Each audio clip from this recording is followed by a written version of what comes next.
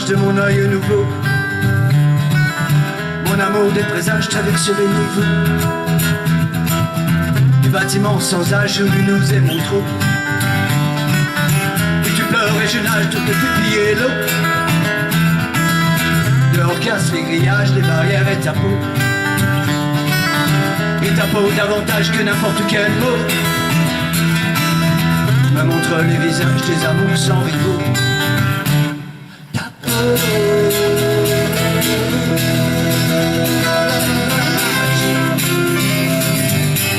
que n'importe quel mot.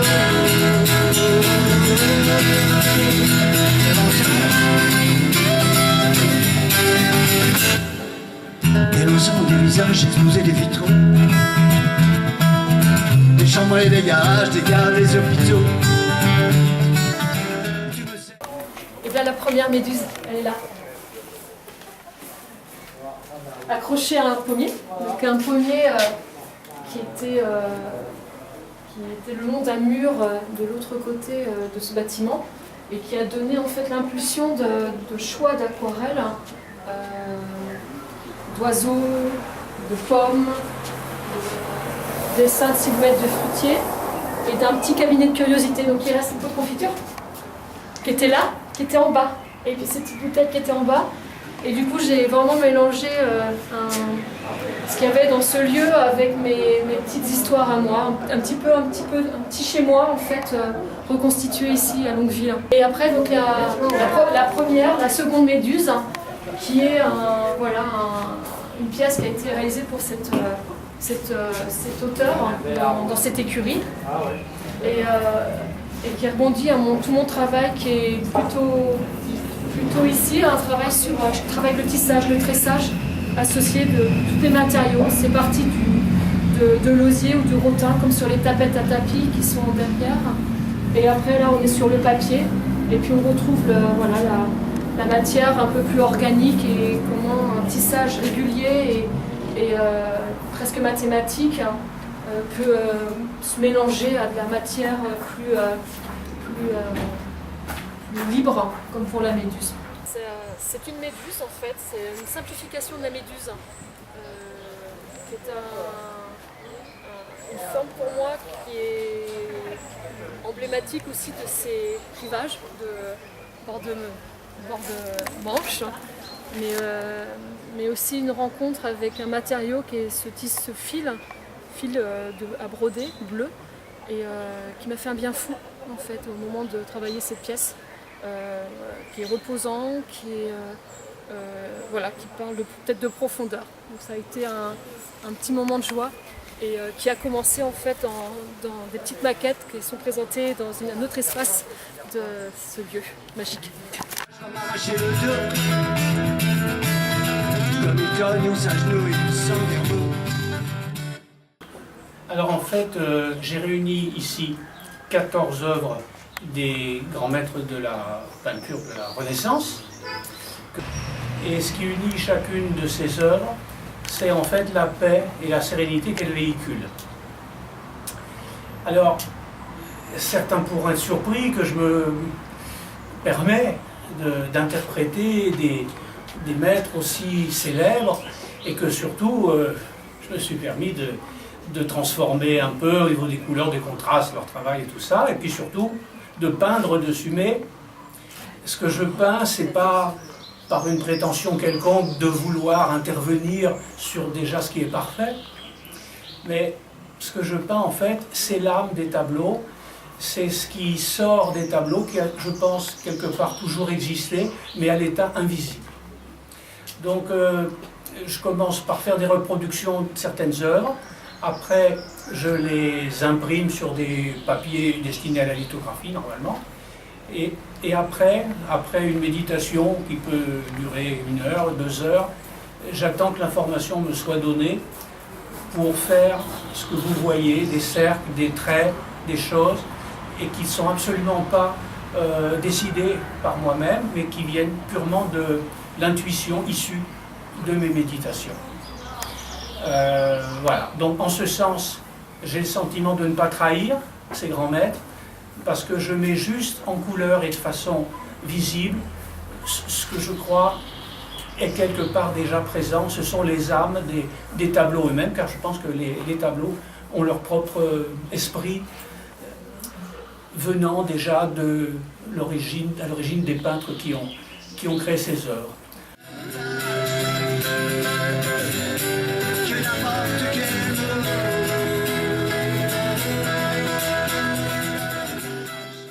Donc voilà la caravane. Moi je travaille plutôt sur l'assemblage, tous les assemblages avec plein de matières. Et là c'est vraiment sur le jeu.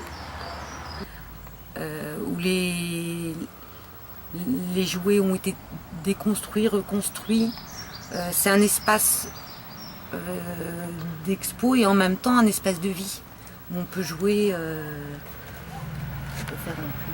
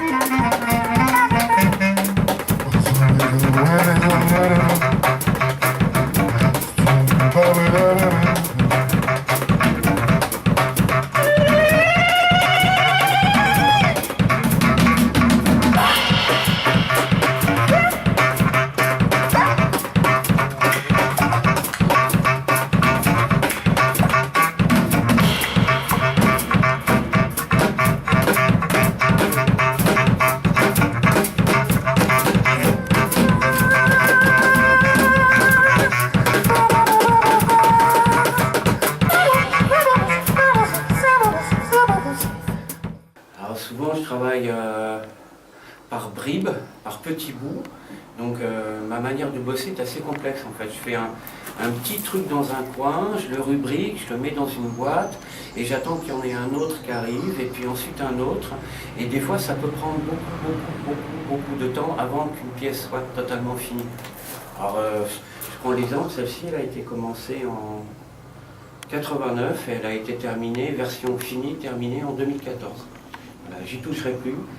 Pour moi, elle a fini d'être tel qu'il fallait, depuis le moindre petit détail, le moindre bidule, le moindre truc, tout a été rafistolé et mis en place comme une espèce de, je sais pas, un peu comme un espèce de livre ou comme un roman qu'on finit d'écrire parce qu'on a tous les chapitres et qu'on a en fait le dénouement de l'intrigue, on lance sur un truc.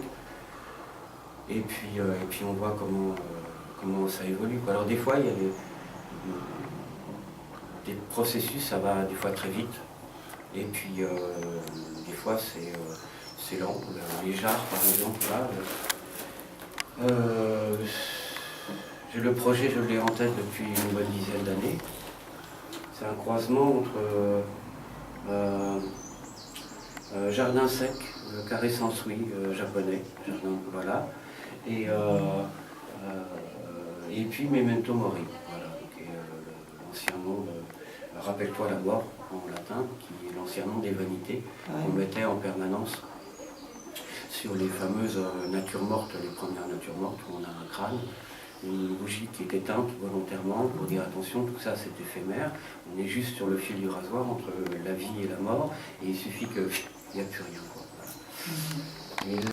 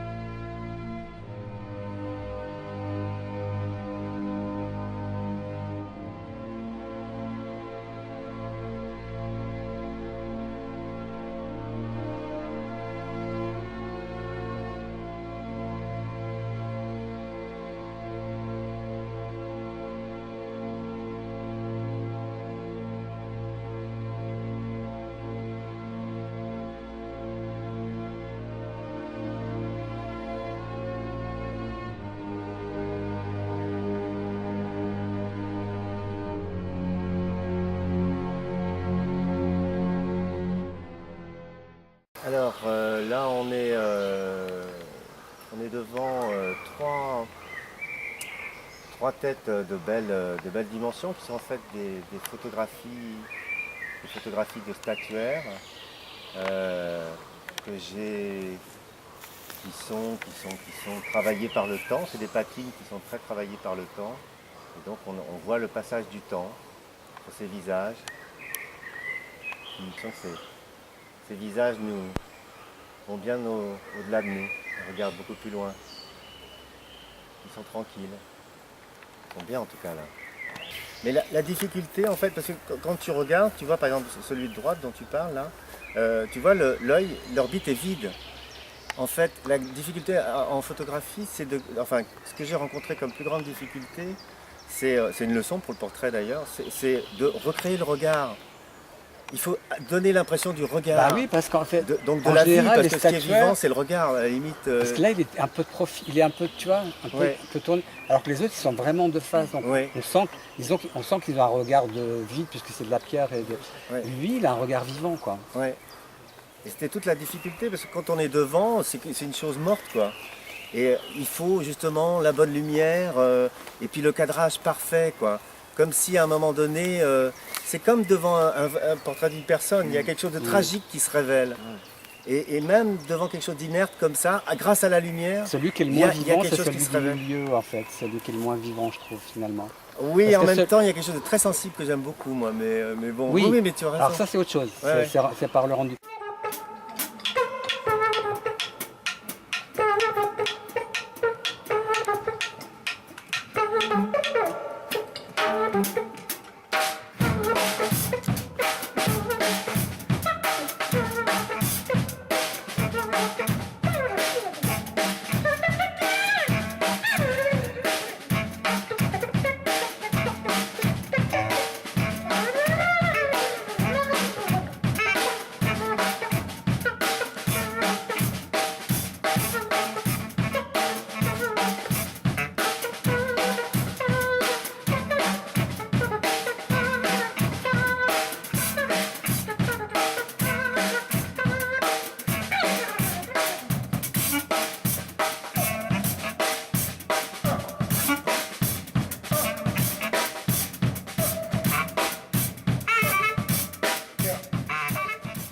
L'an dernier, j'étais venue participer à l'édition de l'art en ce jardin avec une installation dans ce verger, des pluches et j'avais installé des petits ballons au sol, des ballons orange. Ce qui m'a donné l'envie de recommencer cette année avec une installation de ballons blancs, basiquement, beaucoup plus nombreux, parce qu'il y en a à peu près 2000, sur le thème de la paix, puisque la thématique générale, c'est résilience. L'ours qui est allongé dans l'herbe pour profiter de l'installation est justement là aussi en position de repos paisible et il est là pour faire un clin d'œil à l'installation de l'an dernier.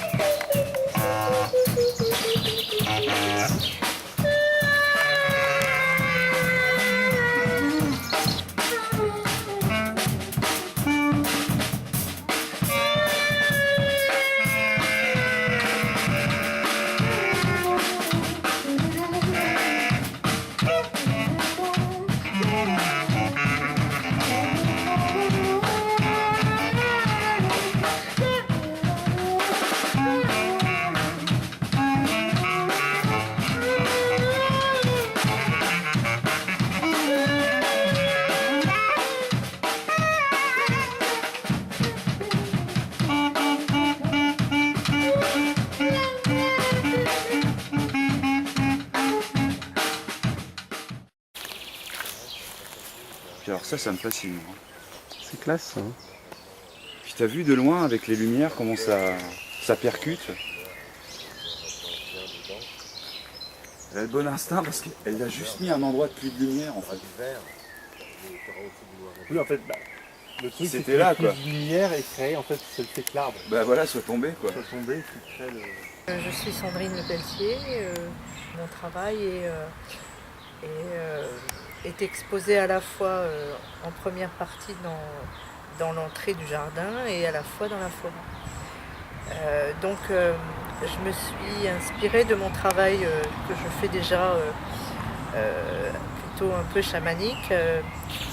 J'ai produit des échelles en bambou et j'ai intégré des masques très expressifs entre les barreaux. J'ai voulu en fait avoir une ambiance de forêt vraiment, où il y avait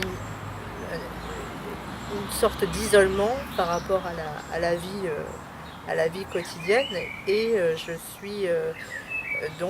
me suis inspirée avec des plaques qui ont été faites en racconu parce que oui, je suis céramiste, je travaille la terre, je pratique le défournement à chaud ou raku, mais plus principalement du défournement à chaud puisque je ne fais que de l'enfumage.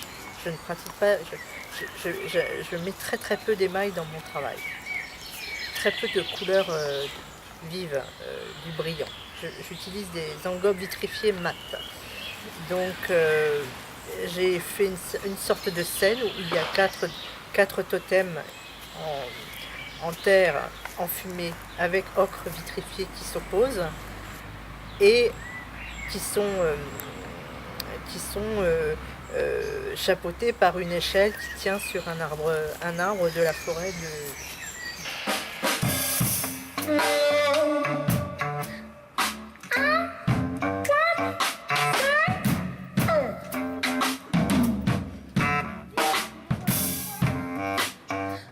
So swing lovers on the bay.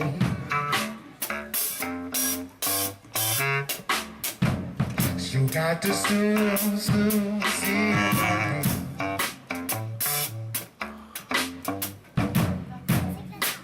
Regarde loin là-bas, il y a ce qu'il nous faut. Regarde loin là-bas, il y a ce qu'il nous faut. Qu'est-ce qu'il nous faut? Bonjour Caroline Daillot. Alors, normalement, ça fait partie de ma maison. Et c'est que de la magie blanche pour que tout aille bien au quotidien, qu'on ait tout ce qu'il faut pour vivre et qu'on soit bien. Voilà, c'est pour apaiser uniquement, quoi, presque. Chaque création dans votre travail est un acte magique, c'est ça? Il n'y a rien qui soit anodin, c'est que comme des prières à la vie pour... voilà, c'est des actes magiques. Pour protéger la famille, donc c'est souvent la famille qui est représentée, ou les amoureux, ou... Voilà, c'est... plus mes enfants, beaucoup. C'est presque des porte-bonheur. C'est que ça, que des porte-bonheur. Je mets du véritable argent, je mets des véritables cheveux, je mets des objets appartenant beaucoup aux enfants, qui veulent plus et tout, je découpe, enfin c'est super important. Quoi. Si j'ai pas, je suis pas bien quand même. Si je vais quelque part que j'ai pas, c'est vraiment des porte-bonheur. Vous êtes un peu une chamane. Alors je sais pas, hein, parce que je sais pas si ça marche, mais en tout cas ça marche sur moi. D'accord. Moi ça m'apaise. Donc sur moi je suis chamane, sur les autres je sais pas.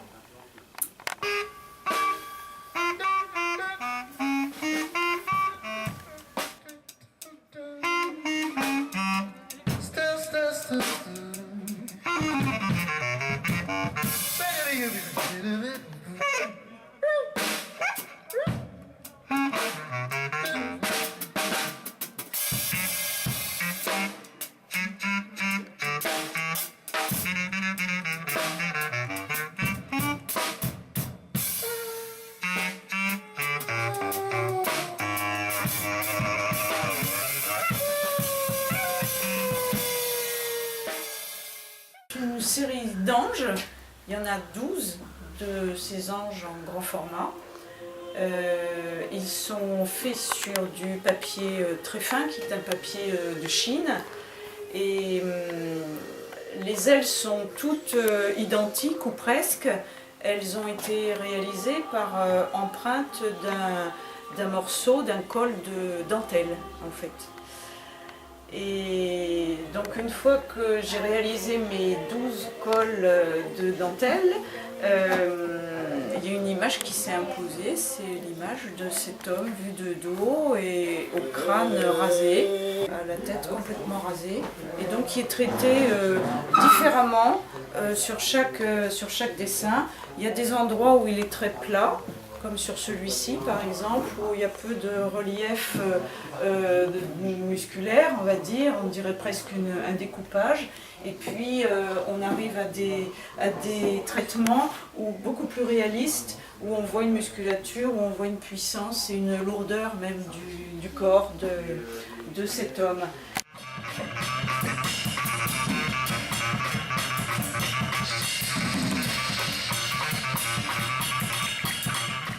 Vous avez un assemblage de plusieurs périodes, c'est-à-dire que vous avez des tableaux qui sont comme celui-ci et ceux qui sont derrière moi, qui sont des tableaux qui ont entre 5 et 6 ans. Après, les tableaux qui sont juste derrière vous sont beaucoup plus récents, et ceux-là correspondent à une commande thématique. Et il y a toute une recherche que j'ai faite avec non seulement le côté vraiment pictural qu'on reconnaît par rapport aux autres tableaux, mais il y a beaucoup de collages là-dedans. Il y a beaucoup d'éléments qui sont des éléments symboliques un peu de la consommation. Vous avez le code barre, vous avez la carte de crédit, les puces électroniques qui sont dans les yeux des personnages, un tas de choses écrites qui sont écrites à l'envers, donc vous pouvez déchiffrer si vous avez le temps. Mais il y en a qui sont écrites à l'endroit et qu'on lit mieux. Et puis après, il y a l'étude sur le cadre. C'est-à-dire, je me suis demandé à un moment donné ce qu'on pouvait faire avec un cadre en utilisant des matériaux de récupération qui soient complètement emblématiques de notre consommation un peu compulsive. Et la canette métallique comprimée, c'était un joli symbole et puis en même temps un élément de couleur qui vient donner du clinquant à l'œuvre en gros. Je suis peintre et sculpteur. Donc ça veut dire que j'ai à la fois le souci de la couleur et le souci du volume, de la construction, du dessin, Voilà, c'est toutes ces choses-là qui me préoccupent. Et dans tous les travaux que je fais, que ce soit de la peinture ou de la sculpture, il y a toujours comment dire, une idée de mouvement. C'est-à-dire que j'essaye d'éviter de faire des choses figées, j'essaye toujours de donner l'impression qu'il y a un déplacement, une torsion, quelque chose qui va bouger, comme par exemple cette statue-là où on a la sensation que la statue pivote sur elle-même, ou bien les couples qui s'enlacent et qui donnent l'impression de basculer en avant ou en arrière. Et il y a vraiment toujours cette idée-là. On est entre la notion d'équilibre et de mouvement. Et j'ai mis au point une technique qui permet en fait de faire des élévations très importantes. En mettant des structures métalliques à l'intérieur de mes sculptures et en mettant au point une formulation de ciment qui permet vraiment de monter la sculpture en lui donnant une espèce de finesse très élancée, un peu sur le mode de Giacometti quelque part. Et puis j'ai trouvé aussi quelques idées, par exemple l'idée de la boucle qui est ici. Tu vois la coiffe qui permet à la fois d'emboîter la pierre de taille de la tête, puisqu'il va y avoir un fer à béton qui va passer là-dedans, et ça me permet de créer cette espèce de mouvement giratoire autour de la tête. Et ça, il faut avouer que c'est une petite idée que j'ai piquée dans un film qui s'appelle Le 5e élément, et où la cantatrice du 5e élément, qui est un personnage clé, a une espèce de coiffe de cette forme-là. Et j'avoue qu'en voyant le film, je me suis dit, tiens, mais il y a une idée marrante à reprendre. Et je l'ai démultipliée, utilisée, j'ai accouplé les couples entre eux avec leur coiffe. Hein, elles viennent tu vois, la coiffe vient lier en fait les personnages. Et bon, évidemment, il y a un truc symbolique derrière. Hein, tout le monde peut imaginer ce qui peut se produire au niveau de la tête entre deux personnes qui s'aiment comme dans un couple ici. Et donc voilà, cet élément symbolique a été pris dans ce film-là.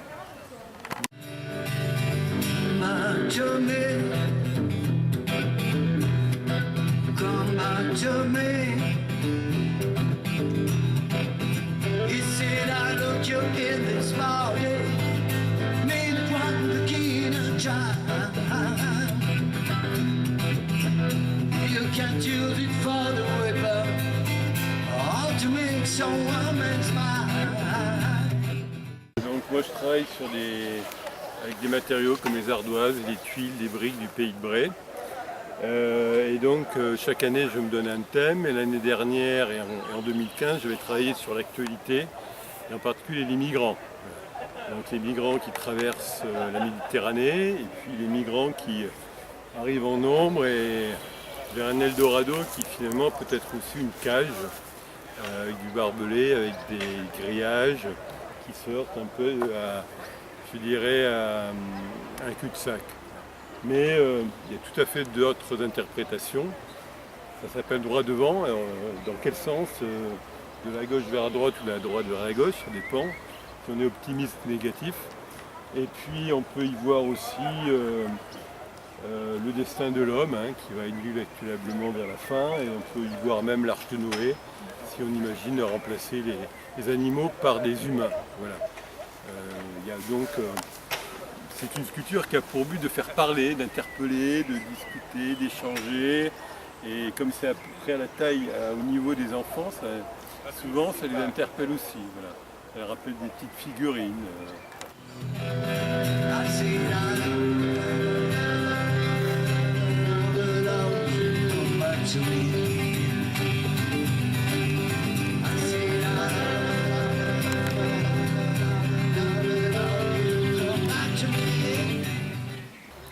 Voilà, alors là j'ai voulu faire un triptyque, et ce qui m'intéresse particulièrement dans mon travail, c'est le mouvement, l'espace et la lumière.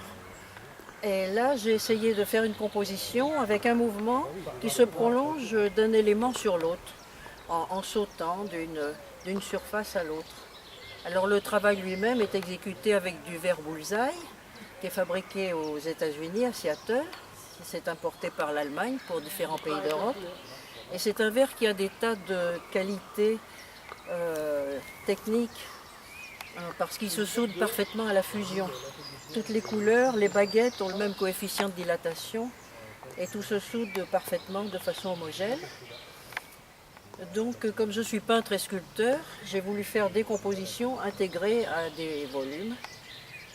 C'est travailler d'abord à plat comme un tableau, une première cuisson pour que tout soit homogène, et ensuite une deuxième cuisson sur un moule pour le thermoformage.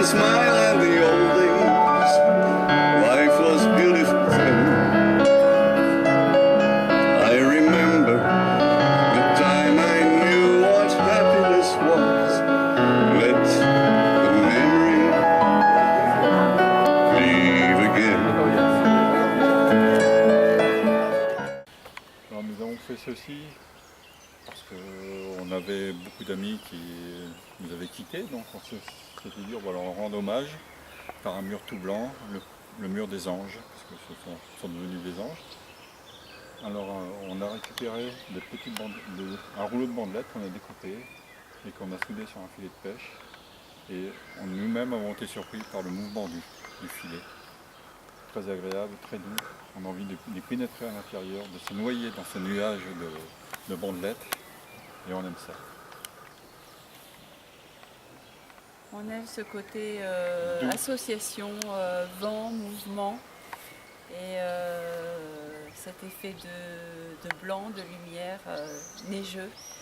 C'est très agréable et très relaxant au niveau visuel. Et c'est au départ,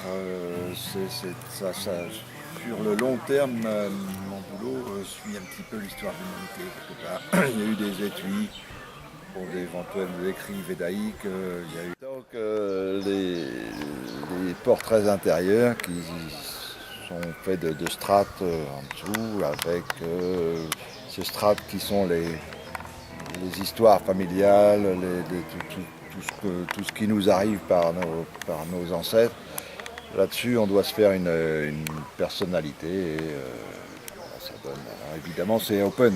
Alors, toutes les personnalités intérieures sont racontables. Là, tu travailles sur ta famille ou en général? En général, c'est l'humain. Les strates de la famille mondiale. Voilà, et aussi, tout donc, parce que l'humanité se comporte aussi comme un être. Hein. L'humanité peut être dépressive comme un être, un individu. Et il y a une espèce de comment ça s'appelle, je ne trouve pas le mot,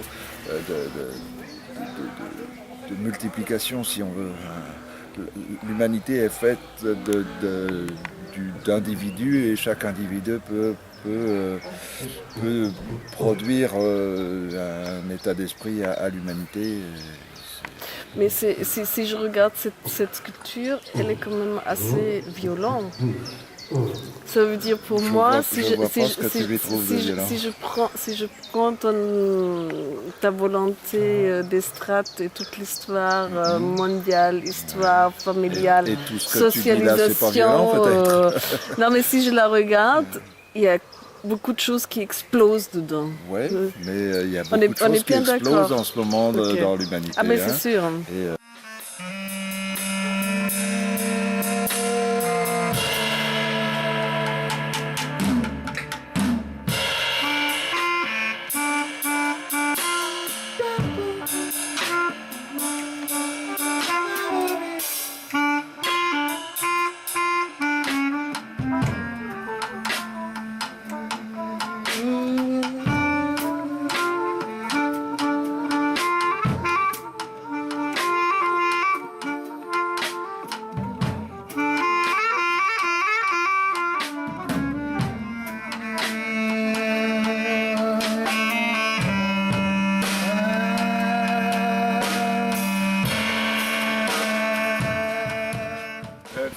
Elle s'inspire de la mythologie grecque, notamment du voyage d'Ulysse. Pour la fabrication, je fabrique d'abord une ossature en osier. Et il y a différentes couches de papier qui sont posées et collées sur l'ossature, mélangées avec des pigments, de la colle. Pour certaines, j'utilise une recette qui date du Moyen-Âge. Ils appelaient ça du papier-pierre et les maçons à l'époque l'utilisaient pour restaurer les gargouilles des cathédrales. Voilà, donc ils fabriquaient leur pâte à papier et ensuite ils mélangeaient avec la colle de peau de lapin, un peu d'argile, un peu de chaux et d'huile de lin. En gros, c'est ça. D'accord.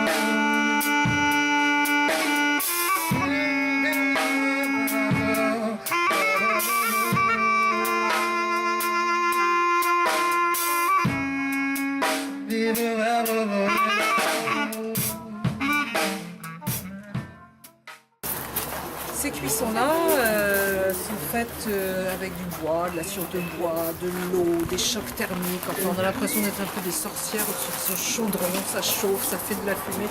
C'est génial, j'adore. On ne maîtrise pas tout, il y a plein de surprises et c'est ce que j'aime aussi. Et puis là, c'était un travail sur les restes de traces humaines. Donc j'avais fait des os, des choses comme ça, mais aussi il y a eu tout un travail sur les bifaces des hommes préhistoriques. Et puis les bifaces se sont déformés et ont donné des pièces dans ce genre, mais toujours avec les facettes comme les silex taillés en fait.